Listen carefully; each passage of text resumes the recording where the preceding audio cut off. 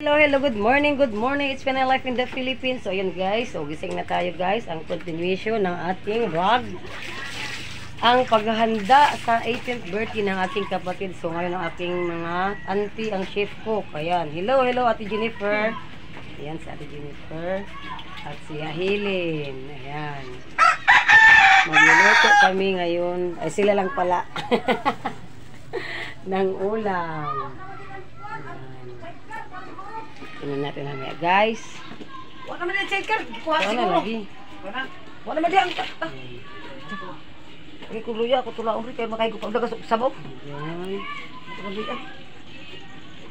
Ang lagas na niya pahigupon. Kita. Lagas. Hindi man gamit yung mga batanon. Lagas sa lipa. Pahimos lang. Okay. Di ka mo. Say! Hindi na pag-iwa ka balik-balik. Matigbas, nagkakaroon. Sige, balik-balik nga eh. Unsa man iti? Paklay. Ayan.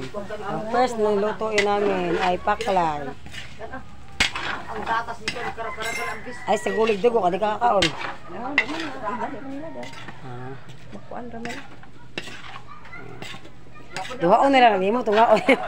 Ang usada dugo ako sa Hindi, Tagalog. Konsulasyon ano kayo. Burito Burit ito ni Lola. Ayan, guys.